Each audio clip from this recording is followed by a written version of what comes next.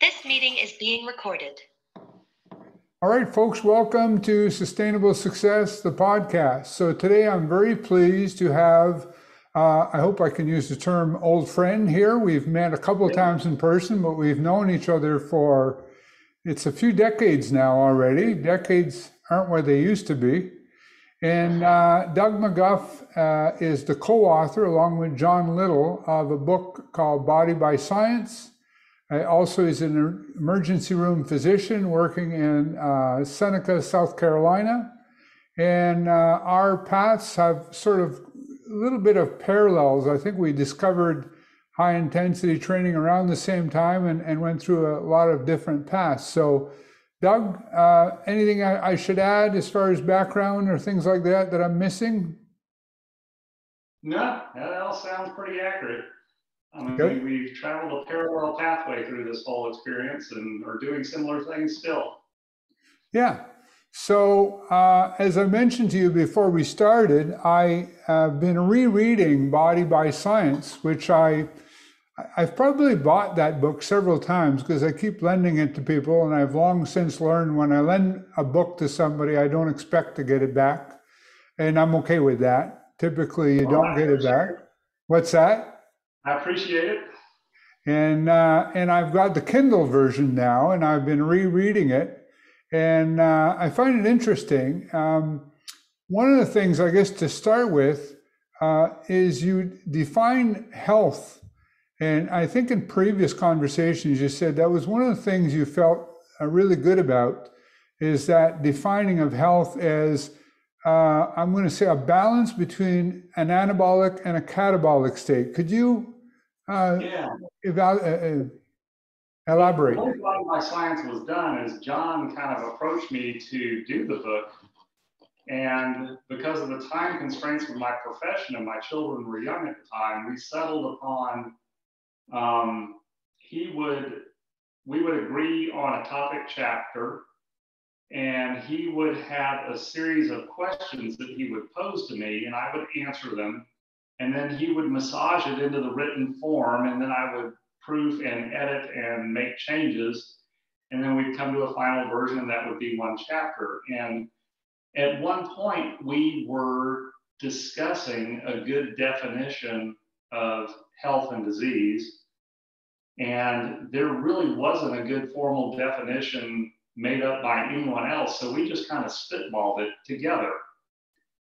And I came up together with John, we kind of came up together with the notion that when health is optimized, there is an appropriate balance between an anabolic and catabolic state. There are processes going on in the body that are always a balance between building up and breaking down, and whether that's keeping your blood viscosity appropriate to build up and break down of blood clots versus just your energy balance.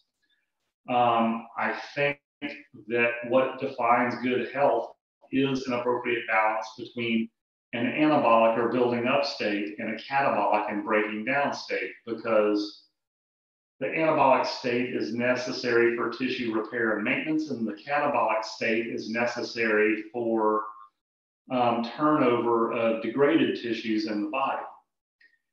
And it's kind of cool because we came up with this notion long before science kind of delineated the major energy signaling pathways in the body that are now so popularly talked about, the AMP kinase, AMPK, and mTOR pathways.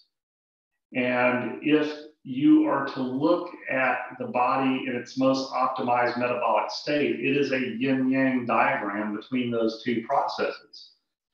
And that's really been borne out in the literature. And one of the major problems with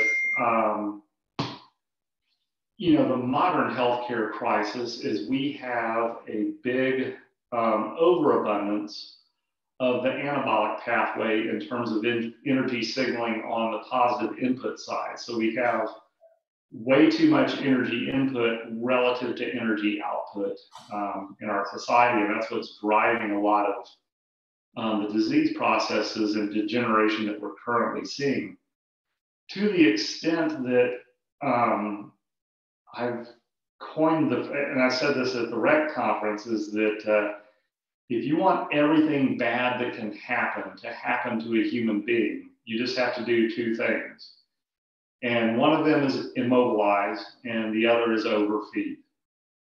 And that's basically the basis of every healthcare ill that we're experiencing in our society right now. So in retrospect, it turned out that we really hit the nail on the head without knowing what the underlying biochemical mechanisms were that have since been elucidated. So I thought that was pretty cool. So yeah, and it's interesting. I've often, and this came from, you talked about the therapeutic window with exercise, and too little is no good, and too much might be no good either. And having that fine window, and I've come to think of things as, when people say X is good for you, Y is bad for you, that's an oversimplification. That it turns out Goldilocks was a very wise book. Yeah. And what you just described, in past history, it was probably the opposite. There was too much mobilization and not enough energy, and people's health issues, and for much of human history, has been the opposite. It's been people, dealing with starvation and surviving. Correct. And to, in even more primitive terms, it was either starving or being eaten. So, right. A lot of energy systems were kind of built around that to some degree, yeah. So the other thing that I noticed in the book is you coined a definition of exercise. And I had forgotten that you had done that. I'm familiar, and we often talk about Ken Hutchins and how he's done a formal definition of exercise. But yours, and I'll just read it off, a specific activity that stimulates a positive physiological adaptation that serves to enhance fitness and health.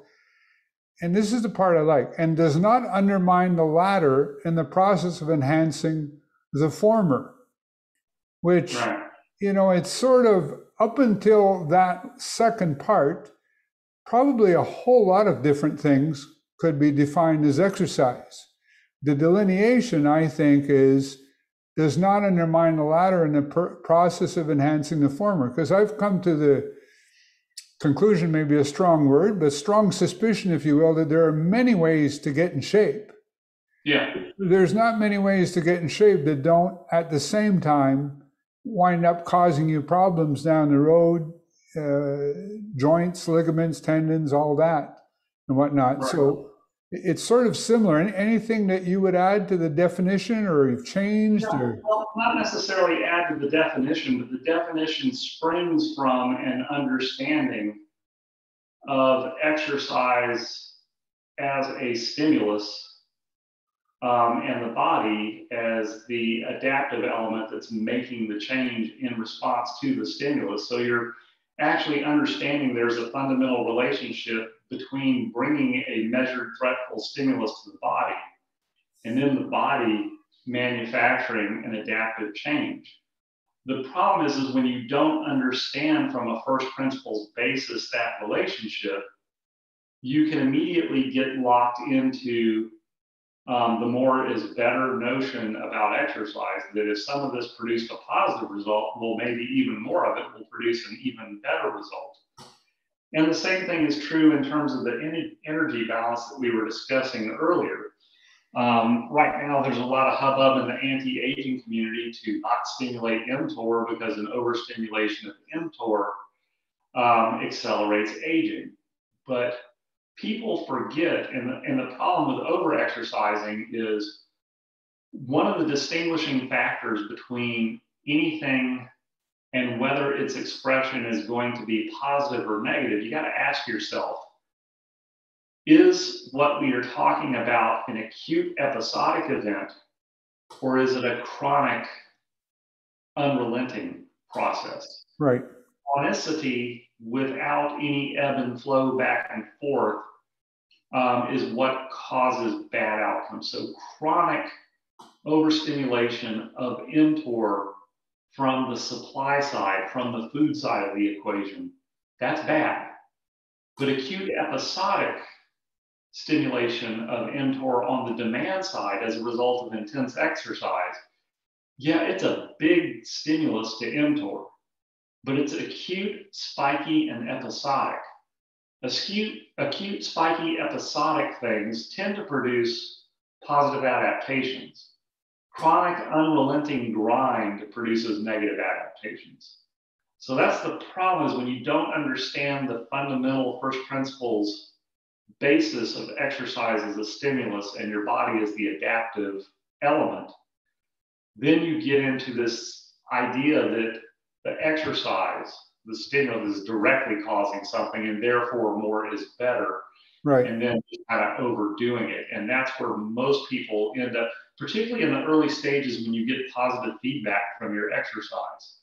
The immediate instinct is to double down and do more. And then when the results aren't forthcoming, for whatever reason, it's a peculiar phenomenon where people, instead of backing off because that wasn't working, think, oh, I'm not trying hard enough. And they double down even harder, and it just goes down into this death spiral. And a whole lot of the history of exercise has been exactly that thing. Now, the problem is that gets reinforced because a lot of exercise with people that show good results is a survivorship bias. Okay? You can go for 12 weeks of Navy SEAL training. And you look at Navy SEALs when they come out of training and they're like buff and in great shape and all that. But it's not because Navy SEAL training was a great physical training stimulus.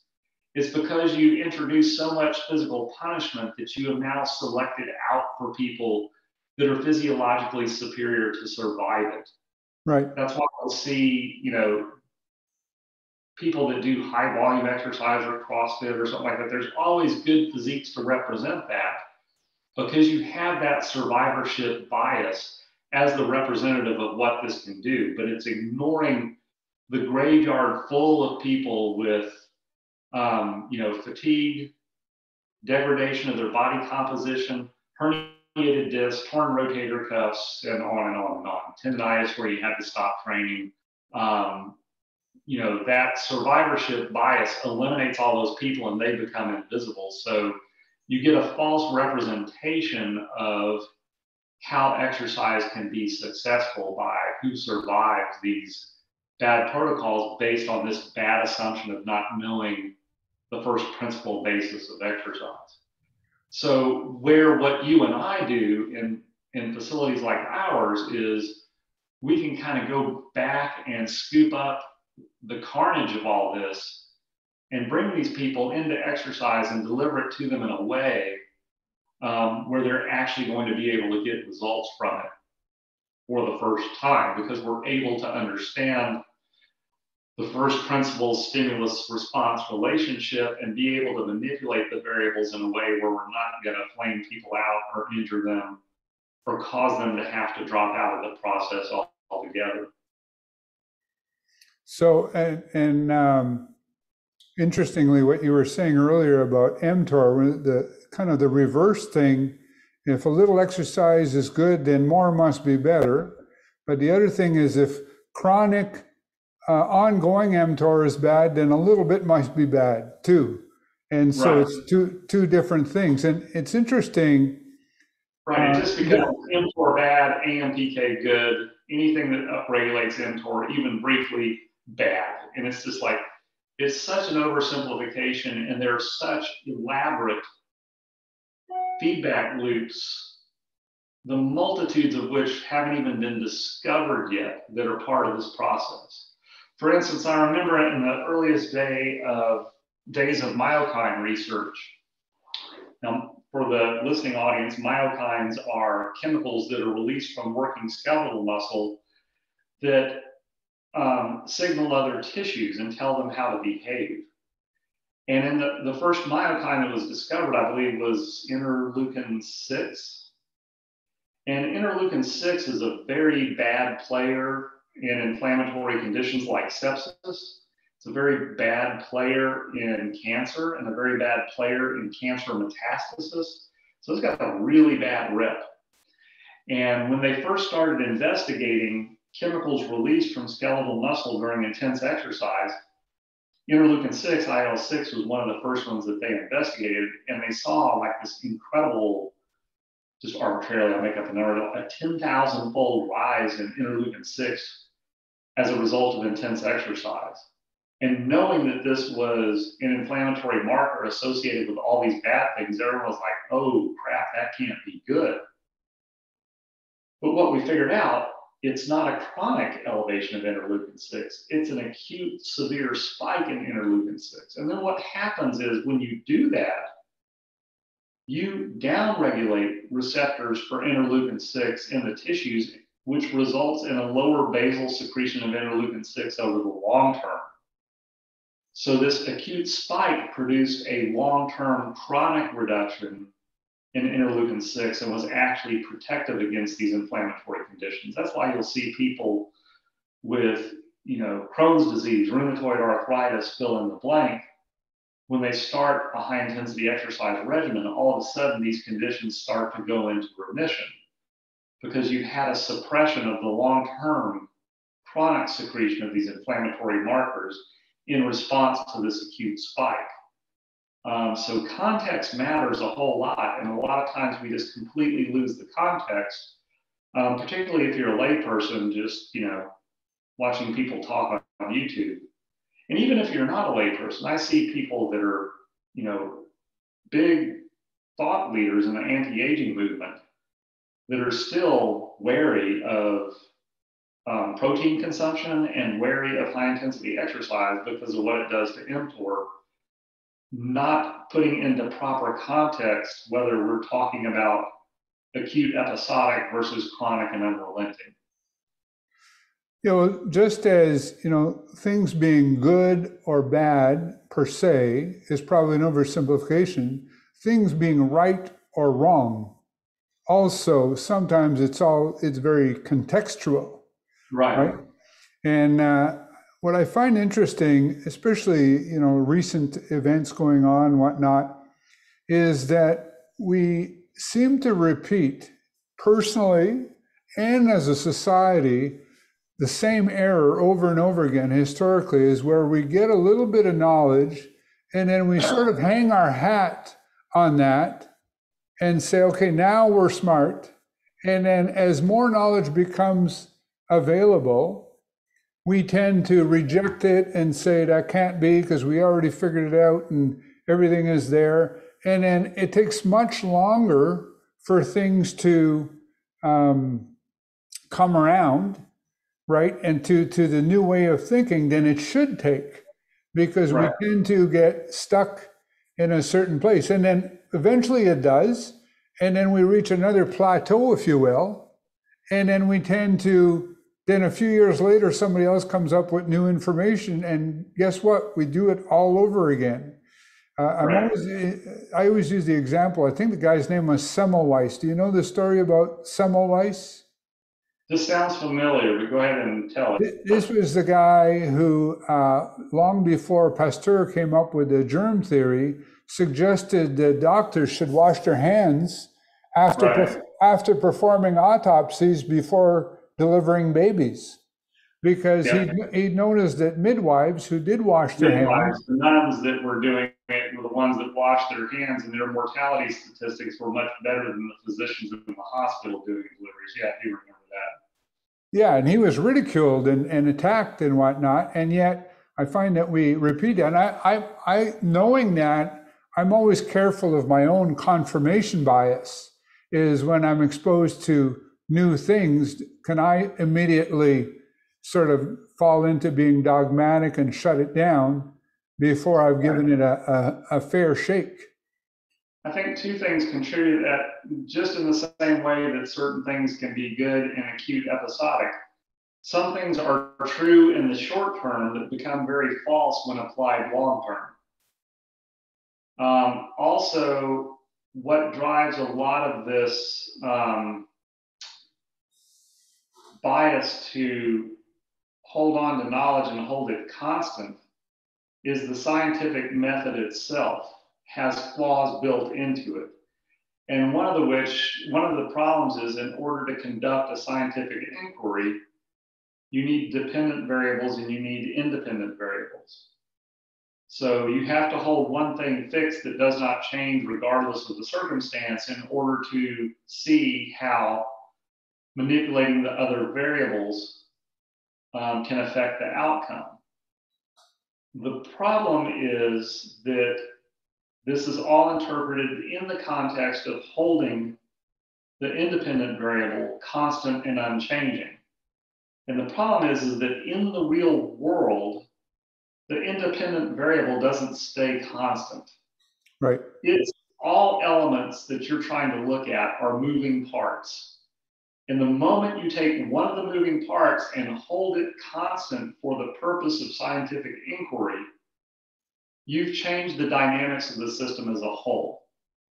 That's why I believe that tinkering and experimentation by amateurs always precedes scientific discovery. All of the stuff that Arthur Jones figured out by tinkering and by iteration along the way and just trial and error resulted in the technologies that made possible the scientific inquiry into exercise to show that he was right. But he was right before any scientific evidence for it existed, because without the tinkering, you wouldn't have the technology, and without the technology, you don't have the science. If you don't have the Wright brothers tinkering and coming up with something that actually flew and worked, then you don't have the model on which to build the research. You know, Tesla, Edison, all these things were a result of just play or fiddling around, and then the technology exists, and then the science occurs. People commonly think that basic science precedes invention, when in fact invention precedes the science. Nicholas Nassim Taleb, is that the name of the guy who wrote the Black Swan and Anti-Fragile?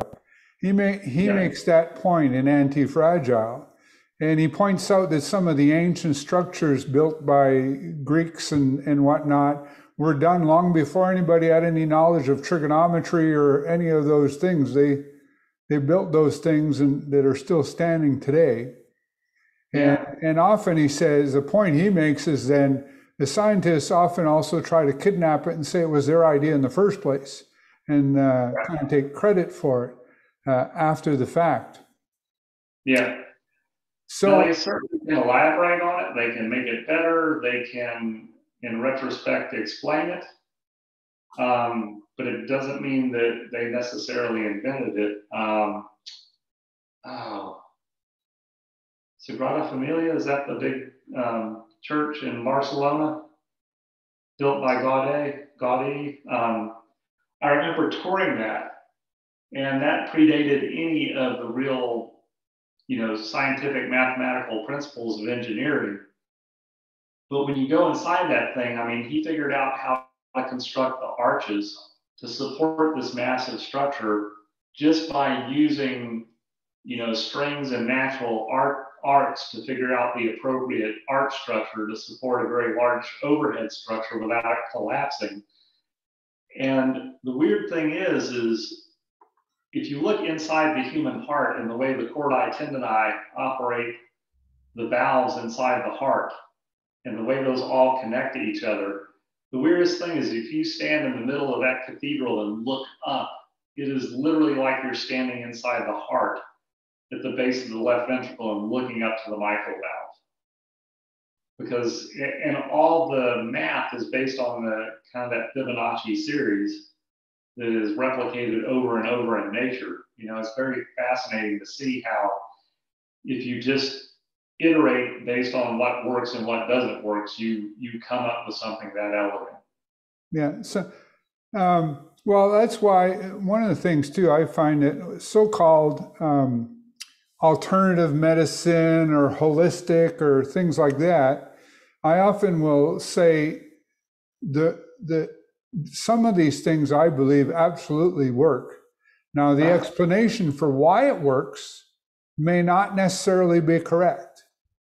because people will attribute certain reasons, cause and effect, and the explanation of why it works may not work. And that's where I think science can come in sometimes to help explain this works because or that, or it's more likely to be this. So speaking of the heart, in rereading Body by Science, you go through a fair amount of explanation about the cardiovascular system, so-called aerobic exercise, and since then I've seen on videos where you entitle things like "There's no such thing as cardio" and things like that. Have you changed your mind on any of that? Because I think to remember you saying one time that you may have changed your mind a little bit on steady state activity per se. Yeah. So, at the time of writing Body by Science, I was still heavily influenced by the Super Slow Exercise Guild and its stance towards aerobics. And really, they were taking a stance against a very religious and almost mystical orientation towards the aerobic subsegment of metabolism equaling cardiovascular exercise. And I was just trying to deconstruct that because really everything that we think of in terms of a cardiovascular adaptation, there are some structural adaptations, but to a very large extent, and I can't give a specific percentage, but the majority of those adaptations are autonomic adjustments to changes of capabilities out in the periphery within the skeletal muscle. So the notion that invoking this specific type of low intensity exercise, and this has had a recent resurrection with all the Zone 2 training hubbub lately. But the real answer to that is the way that cardio doesn't exist is that really the cardiac improvements and adaptations are largely an autonomic adjustment to improvements in skeletal muscle function and metabolism. Now, in the early days of Super Slow and that philosophy filtered into Body by Science, there was this notion that all of your body's resources need to be conserved for the adaptive response to strength exercise. So I make this joke of people training super duper hard and then going into a suspended animation machine until the next workout. That was kind of how we oriented towards everything. And now what you're coming to understand is the evolutionary backdrop for human metabolism is built upon a foundation of a large amount of low intensity activity. So we're very active as a backdrop. We're always walking, we're always moving around, we're always doing things. And if the skeletal muscle is healthy and robust, the organism tends to orient towards a high level of activity at a baseline. But we live in a very artificial George Jetson environment with this Fred Flintstone body. So to the extent that someone may be, of the laptop class and spend all of their days relatively immobilized, those people, it may be necessary for you to artificially invoke that high level of activity with the 10,000 steps per day kind of orientation and everything. But for someone that is not made artificially inactive, the need to actually invoke steady state exercise or more prolonged exercise as a foundational component to an exercise regimen, I think is kind of still a flawed idea. Right. Well, and I noticed since I started doing this, between working, putting people through 7, 8, 9 workouts a day and putting the weights on and off, because I have hammer strength, so we have to carry plates around. And I have a bit of work to do around here. I got 8 acres, so I routinely hit 10,000 steps a day, not every day, but without ever trying. I never go out of my way to do it. I just happen to have a Fitbit because I like to track my sleep. But I notice that I often do that, so I always figure I guess I'm getting at steps. I don't measure it. I don't try to get them, but I'm active. So Right. And the whole idea behind zone 2 training is at least 45 minutes of, above rest level activity, but activity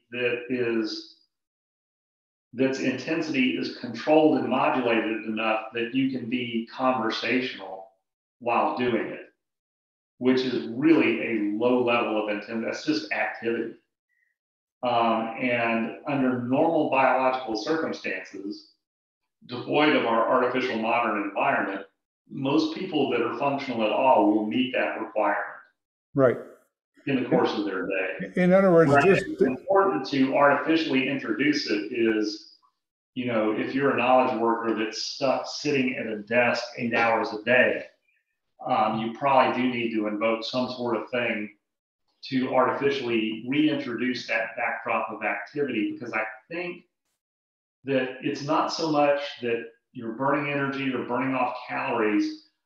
I think that the backdrop of a certain amount of activity at baseline is a necessary precondition for metabolism to function optimally. Okay. Stated differently, if you're locked down and immobilized, your energy signaling gets screwed up in a way that your body doesn't really know how to efficiently handle nutrient input. Also, compound that with the effect that most people are eating a diet that's modern and therefore processed to the degree that, we're evolutionarily adapted for nutrient sensing and nutrient partitioning. And when we're intaking energy that's not in a natural food matrix and does not have a high nutrient density, we switch to an energy sensing mechanism, which is a very blunt tool for managing body composition. So with immobilization and an imperfect diet, we switch to, instead of a nutrient sensing pathway for partitioning our intake, we switch to a energy sensing pathway, which for a lot of times the only viable option for that is to store it or use it immediately as it circulates in your bloodstream. But if you're not active and you don't use it immediately, you'll just store it because there's no other effective thing to do with that. Right. So either eat better, be a little more active, or combination of both, a little bit of both. Right. And if you're going to eat poorly, then the activity level to mobilize all that energy before it can be moved to storage is extreme and self-degradating, because over time you're going to accumulate too much overuse. The whole phrase of you can't out-exercise a bad diet really is true. You can try, it will succeed to some extent, but that breaks down relatively quickly. So I'd like to switch over to the part of the book that talks about orderly recruitment of muscle fibers. And just let me position this a little bit. I don't know if you remember, in 2019, you and I attended the Resistant Exercise Conference. And one of the speakers, I don't remember who, it was a Q&A. And, they were talking about that it seemed that time under load wasn't nearly as important as whether or not you actually reached failure. And I don't know if you remember, I said, well, doesn't that go against, I raised my hand and asked the question, doesn't that go against the idea of orderly recruitment of fibers? Where, if you take too long, you're going to start to recycle the slow twitch fibers. Now, recently, I don't know if you heard, Lawrence Neal interviewed Tim Ryan. And Tim suggested, and maybe he was assuming, that some of those studies were using typical times where people are doing 1 or 2 second reps, where the difference between solely long time under load or short time under load might have been as little as between the difference between 30 seconds and 70 seconds. And they didn't account for sets that were like 3 minutes long. Now, just to add a little bit, I train people who are older, and so I do sometimes go 2.5 minutes, 3 minutes. And part of that is to keep the load reasonably, for older folks in their 60s and their 70s and whatnot, in order to make sure there's a safety factor that builds into that. But I'm thinking, maybe did I err a little too much on the side of caution? And is that time under load, where does the orderly recruitment fibers, all that fall in? Yeah, time under load is a very flexible metric that is dependent upon the rep cadence that you choose. So if you're using a standard rep cadence, like 1 second up, 2 seconds down, you are going to accumulate fatigue and exhaust neurotransmitter at a little bit more rapid rate. So you're going to have a neural drive that falls off, and you're going to go through that Hahnemann size principle orderly recruitment more rapidly. So you're going to reach fatigue or muscular failure in 30 to 45 seconds. If you slow that cadence down, then the fatigue is more directed towards the muscle fibers themselves rather than the neuromotor junction, and it accumulates more slowly. Now, I think if the weight is too ridiculously light, regardless of cadence, then you have the cycle back problem.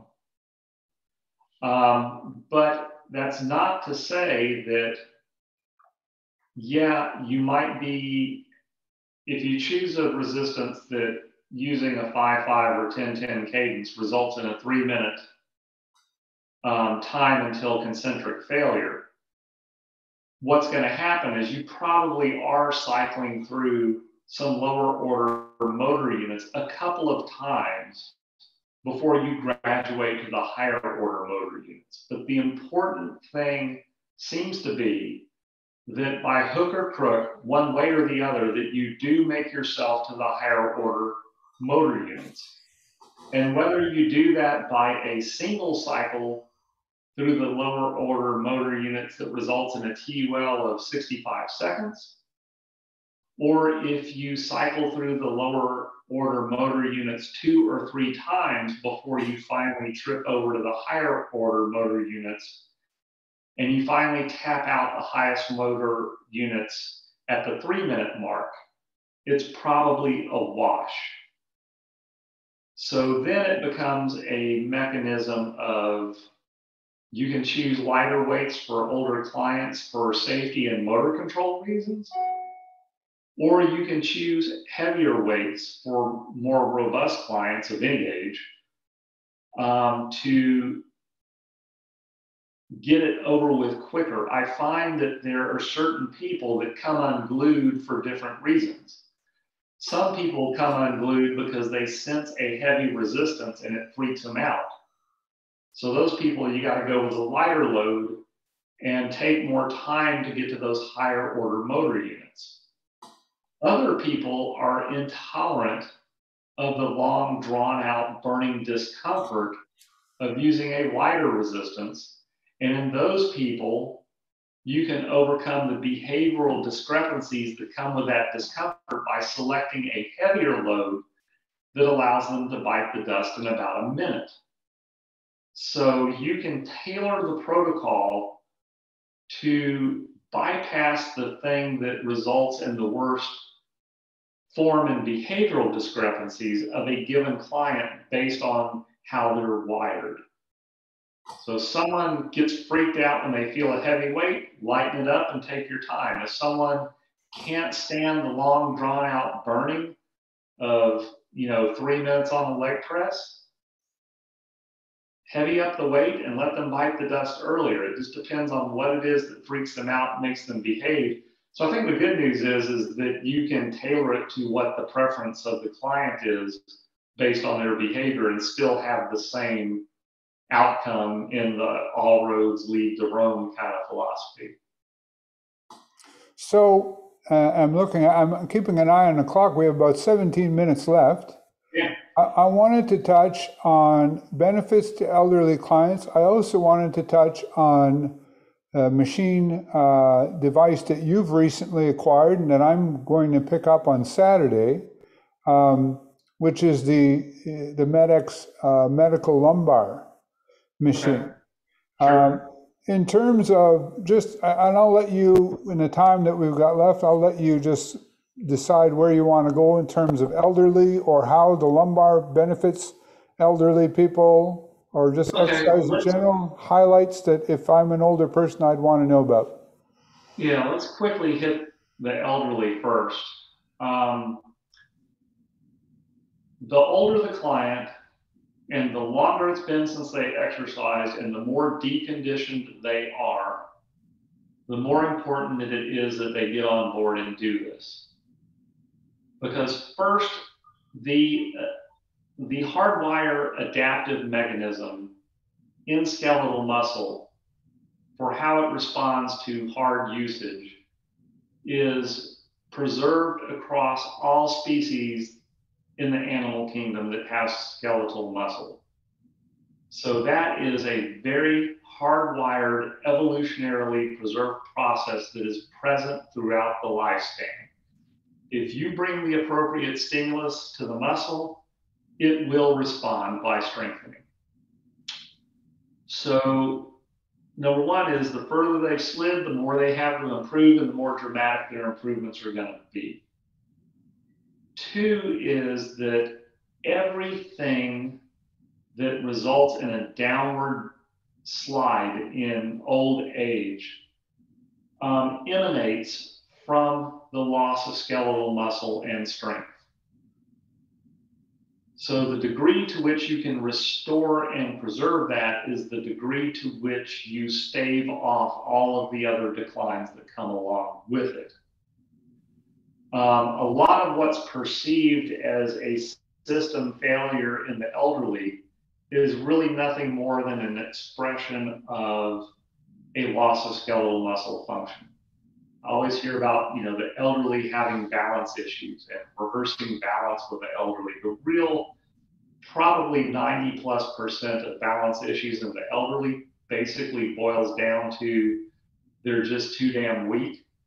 So that if they come off a bone-on-bone tower of straight knees and straight hips and get any bend in that bone-on-bone tower and the muscles become loaded, they don't have the strength to right themselves.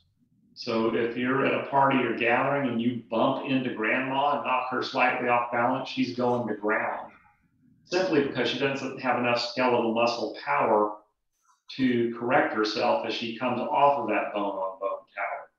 So balance issues are predominantly strength issues. Stiffness issues, arthritic issues, have a lot to do with a lack of power of the surrounding supporting musculature. So there is a calcification response to the deep stabilizer muscles to calcify those tendons and try to hold those joints stable because they've lost their surrounding supporting musculature. And also those areas become inflamed because the skeletal muscle, when it's robust, is sending out chemical signals to the surrounding structures. So when skeletal muscle releases myokines, or these chemical messengers, they do three mechanisms. One is autocrine, which is within the muscle itself, sending out chemical messengers to make adaptation, and paracrine. So paracrine is a skeletal muscle release chemical messengers to the joint that surrounds it. So, there's a recent study that came out on people with severe lumbar pain related to spinal pathology, either degenerative disc disease, herniated discs, and whatnot, that were awaiting surgery. So they did MRIs on that subset, and then they did MRIs on robust athletic people of a matched age. And what they found is the robust athletic people on MRI actually as a group had worse spinal pathology than the people that were slated for surgery. And what I think the mechanism behind that might be is not only that the surrounding supporting musculature is stronger, but the paracurrent effect of the myokines on those joints mitigates against the inflammatory processes that would otherwise be present. I know, for instance, if you x-ray my left ankle joint, it is so horribly arthritic that it looks non-functional, but it gives me no problems at all. As a result of my bike racing, I have pretty significant osteoarthritis in my knees, but have no joint symptoms whatsoever. So hopping to the lumbar spot, it has enormous benefits for strengthening deep stabilizer muscles in the back that become very neglected as we become deconditioned, but also in our modern condition where we are chronically sitting and immobilized with an overexpression and a loss of range of motion in the hip flexors on the ventral side of our spine relative to muscles on the dorsal side. But also any sort of degenerative disc or spinal pathology that's going on there tends to be inflammatory, but once you start activating the muscles surrounding that area, I think the paracrine effect or the anti-inflammatory signaling locally has a lot to do with why people that are symptomatic quickly become asymptomatic when they start devoting exercise to that specific region. I'm reading, have you ever read Gary Bannister's book? If you enjoy exercise, you might be doing it wrong. I've not read the book, no. And anyways, he talks about the lumbar and saying that the most that anybody should ever do is once a week. And in fairness to Gary, if he listens to this, if I'm misquoting you, Gary, I apologize, I'm going from memory here. And that for some people, even just once a month is all that they should do. What have you found? Is there, of course, there's a spectrum. Most clients do it once a week or less. We have I probably do it once a month myself. And I find that that's more than adequate for me to progress my strength. And I'm not certain why that is. It may be that those deep stabilizers just have a very high component of higher order motor units that fatigue quickly and recover slowly. I'm not really certain why that is the case, but I believe it's probably pretty accurate. And I think it's unusual for those deep stabilizers to be isolated as a prime mover that's actually moving the weight and the lever. Okay. So final thing I'm going to ask, I heard that Body by Science was originally going to be much, much longer. And there are large parts of it that were edited out. Will we ever see the unabridged version of Body by Science? The unabridged is basically when we finished writing the book, it was, this is by memory, but it was probably 800 and some odd pages long. And we submitted it to McGraw-Hill and they were like, you guys are idiots and you're amateurs and you need to pare this down to, 250 pages-ish. So we got it pared down into that level. And it was a lot of trimming, and we had the help, of editors to try to do that. And we fought very hard. I don't know, you pick up most books in the bookstore, they all sound the same. It makes a point in a topic sentence, and then there's all sorts of anecdote that goes on for an entire chapter sometimes, and then reiterates, we did not want to follow that pattern at all. So he's fought very hard to keep it more academic and to make clear to the reader that I'm sorry, some stuff just can't be simplified down to a soundbite. You're going to have to do the hard cognitive work to understand this from a first principles basis if you're ever going to get it. So we did succeed in doing that despite paring it down that much.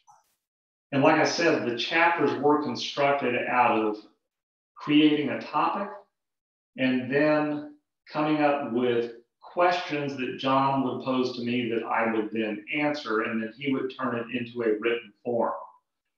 So the remaining 600 pages or so of that in question and answer form are largely what constitute the Body by Science question and answer book. Okay. So if you read the book and then get the question and answer book, that kind of fills in those gaps that made up those other pages.